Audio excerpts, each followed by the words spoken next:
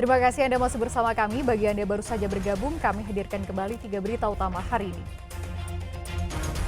Duel 2 geng pelajar yang disiarkan secara langsung di media sosial di Kabupaten Sukabumi berakhir tragis. 1 orang pelajar tewas ditusuk senjata tajam. 3 pelaku komplotan pencurian rel kereta api di kawasan Cikalongwetan, Kabupaten Bandung Barat diringkus polisi. Akibat pipa PDAM bocor, ribuan warga di Kabupaten Purwakarta mengalami krisis air bersih.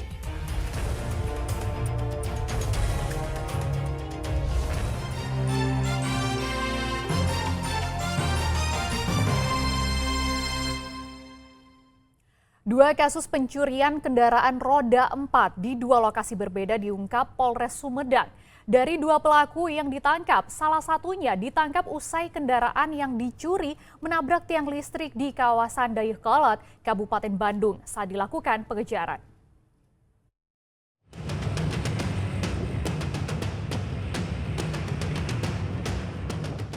Kejar-kejaran terjadi antara petugas unit Reskrim Polsek Jatinangor dengan pelaku pencurian sebuah kendaraan roda 4. Pengejaran dilakukan petugas usai menerima laporan hilangnya 1 mobil minibus berwarna hitam yang diparkir di pinggir jalan di kawasan Jatinangor 27 September lalu. Kejar-kejaran baru berakhir usai kendaraan curian yang dikemudikan pelaku menabrak sebuah tiang listrik di kawasan Dayakolot, Kabupaten Bandung. Usai ditangkap, Asep Dhani dihadirkan dalam press release Selasa lalu di Mapolres Sumedang.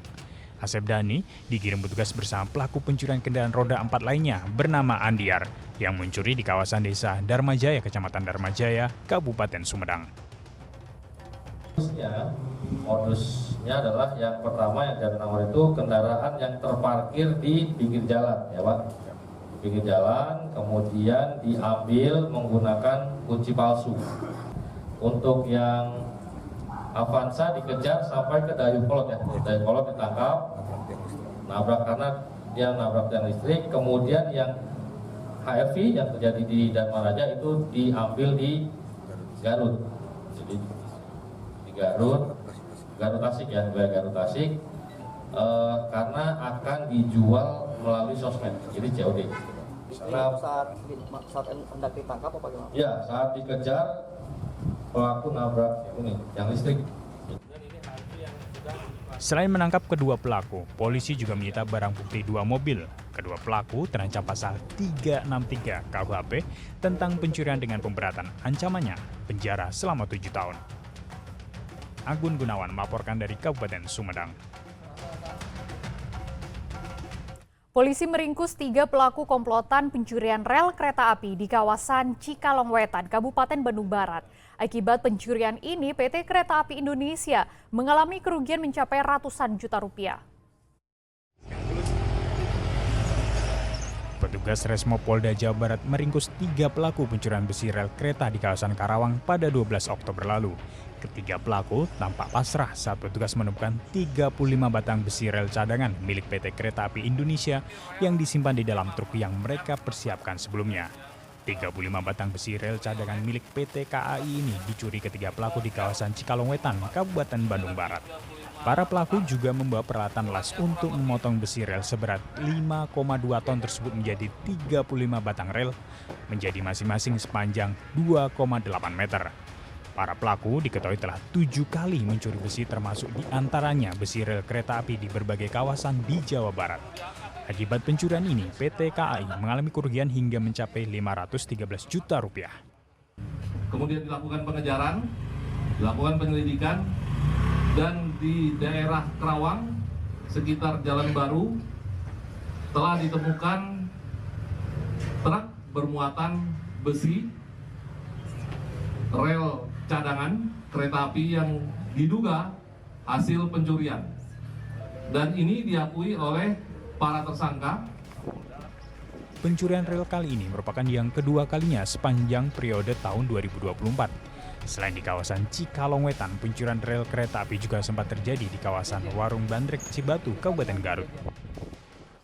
Kami dari KAI menyampaikan apresiasi yang cukup tinggi kepada tim Polda Jabar ya, yang langsung gercep melakukan penangkapan kepada para pelaku pencuri. Akibat perbuatannya, ketiga pelaku dijerat dengan pasal 363 ayat 1 dan 2 KUHP tentang pencurian pemberatan dengan ancaman hukuman maksimal 9 tahun penjara. Muhammad Rizal melaporkan dari Kota Bandung. Belasan komputer milik SMK Negeri Padaherang, Kabupaten Pangandaran, raib di gondol maling. Pelaku diduga mengincar komputer bantuan provinsi jenis all-in-one karena mudah dibawa kabur. Sejumlah komputer di SMK Negeri Padaherang raib dicuri. Tangga diduga milik pencuri masih tertinggal di sekolah dan teralis besi jendela juga tergeletak di bawah. Setelah dilakukan pemeriksaan, ada 14 komputer jenis all-in-one dan proyektor raib dibawa pelaku. Setelah kami berkoordinasi dengan semua teman-teman di sekolah, termasuk juga tim keamanan, security sekolah, itu kejadiannya diperkirakan malam. Itu kalau di malam juga ada yang ada dari tim security 2 orang per malam itu dengan jadwal keliling sudah terjadwal di posnya ada. itu di ruang apa Pak?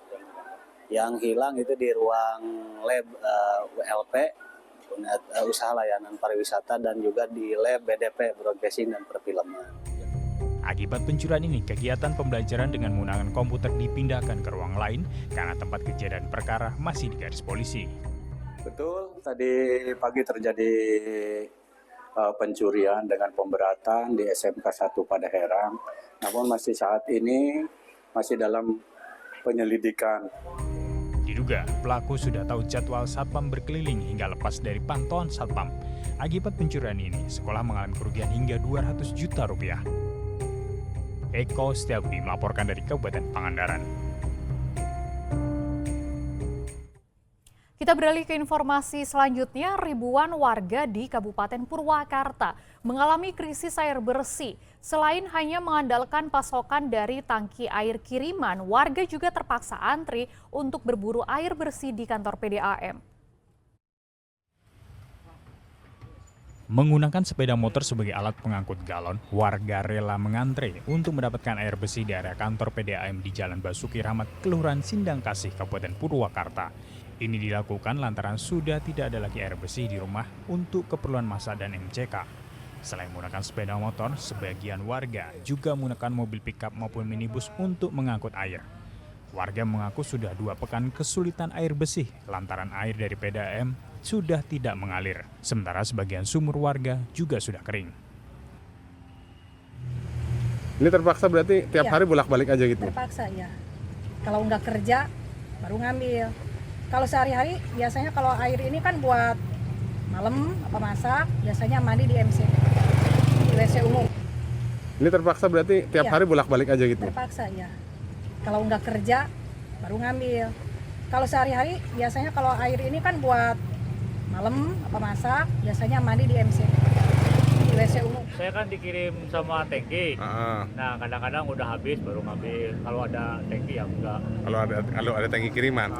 Pas rawan-rawannya itu di bulan sini, bulan Oktober ini. Awal bulan ini? Iya, dari mulai tanggal 1 itu. Oh, berarti dari awal bulan udah mulai bolak-balik aja ke sini? Iya. Terkait krisis air bersih, PDAM Purwakarta menjelaskan ini terjadi akibat adanya kebocoran pada pipa utama instalasi pengelolaan air atau IPA wilayah Sadang. Kebocoran bahkan terjadi di 8 titik hingga mengganggu pasokan air PDAM. Sebanyak 8 hingga 10.000 pelanggan di wilayah Kecamatan Purwakarta dan sebagian wilayah Kecamatan Babakan Cikau menjadi terganggu. Di total terdapat ada 8 titik kebocoran yang artinya dari tanggal 1 Oktober, kita mulai bekerja tanggal 2 Oktober sampai hari ini yang secara hitungan teknis kami besok akan selesai. Itu kita lakukan perbaikan dengan metodologi yang benar, dengan semestinya dan dengan waktu yang cepat untuk 8 titik ini. Jadi insya Allah perbaikan akan selesai di hari besok, tetapi hari ini hitungan-hitungan mudah-mudahan juga malam ini sudah bisa selesai. Sebanyak 10 armada tangki air dikerahkan untuk melakukan dropping air kepada pelanggan terdampak. Warga pun dipersilahkan untuk mengambil air langsung di kantor PDAM jika masih kekurangan.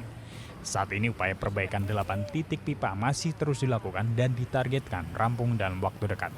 Zainal Arifin melaporkan dari Kabupaten Purwakarta. Informasi tadi mengakhiri jumpa kita. Atas nama rekan bertugas Efrin Meriana mengucapkan terima kasih atas kebersamaan Anda. Selamat beraktivitas dan sampai jumpa.